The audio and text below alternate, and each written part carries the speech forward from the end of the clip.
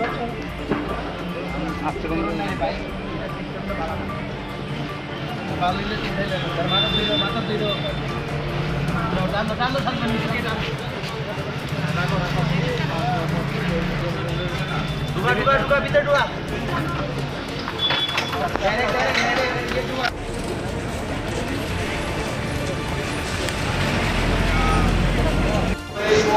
হচ্ছে আমি তো বাড়িতে আসছিলাম, তো বাড়ির থেকে যখন শুনছি আমার মা বলছে বাস একটা অ্যাক্সিডেন্ট হয়েছে, তো আমি ঘুরে আইলাম।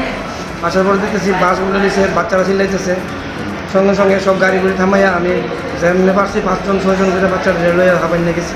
কোন স্কুলের বাস আসলো? এটা মনপুর স্কুলের বাস। আচ্ছা, তো আমার আরও লোক আসছিল, এখানে গিয়ে দিলাম যে ট্রিটমেন্ট করতেছে। তখন শুনলাম কি ভিতরে একজন মহিলা অ্যাক্সিডেন্ট হয়েছে। তখন দেখা দেখলাম কি আমার বাড়ির সামনে লোক। তখন সঙ্গে সঙ্গে তাহলে লই আমি জিবি রেফার করছে, এখন জিবি আমি আইলাম। এখন ওই মহিলাদের দিকে ডাক্তারবাবুরা কি কইছে? ডাক্তারবাবু চেক করতেছে, দেখা যাক কে হওয়া রিপোর্টটা লইয়া একটা করে। আর বাচ্চাগুলি যে আসছিল তারা কই আছে এখন? বাচ্চা তারা সব ওখানে হাবানিয়া হসপিটাল আছে। কতজন হইব আনুমানিক?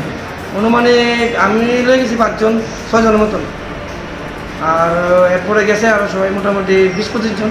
এর মধ্যে গুরুতর আহত আছে কেউ? আছে, প্রচণ্ড ব্যথা পাইছে, মানে ট্রিটমেন্ট চলতেছে আপানিয়াতে। হাবানিয়াতে। এই মহিলার নাম কি? তার নাম খেলা সরকার, বাড়ি কোন জায়গায়? 3 নম্বর। আচ্ছা, কিভাবে হয়েছে? মানে এটা তো কইতে পারতাম না, আমি উঠতে দেখছি অলরেডি অ্যাক্সিডেন্ট হয়ে গেছে, তারপরে সঙ্গে সঙ্গে লয়ে এলাম।